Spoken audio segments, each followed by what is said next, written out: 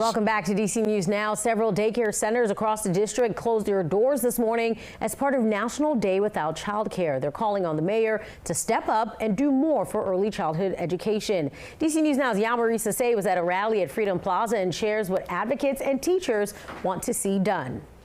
Well, it's a fun day at Freedom Plaza for kids, but also a time for early education advocates to push their message. They want accessible, affordable, and quality childcare for families, and they say that starts with paying teachers.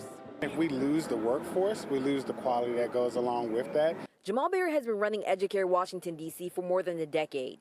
He knows firsthand the difference in paying his employees without the pay equity fund for teachers. There's a difference in what local and federal funding pays for and what we know teachers deserve. And so we fundraise for that difference, but the pay equity has helped us to be able to adjust that cost for us and to be able to pay teachers more. The pay equity fund closes the gap between early childhood educators and K-12 teachers. On average, takes a lead teacher with a bachelor's degree from about $50,000, $55,000 to $75,000. So it's a big increase for teachers. Last year there were some proposed cuts to the pay equity fund. Unfortunately, we were able to advocate against those. This year we want to prevent that from happening and hold her to her word. Berry, along with other childhood educators, families, and advocates from Spaces in Action, are holding D.C. Mayor Muriel Bowser accountable to her promise for the pay equity fund. She has promised to fund it to its previous levels, but that's still not enough. We still are going to need about another $10 million to fully fund the program to its needs. It's super important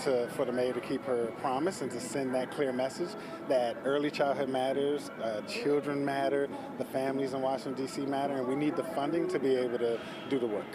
Now, advocates say they're also concerned about Congress and the D.C. budget, and they plan to rally on Wednesday. Reporting in Northwest D.C., I'm Yamarisa Say, DC News Now.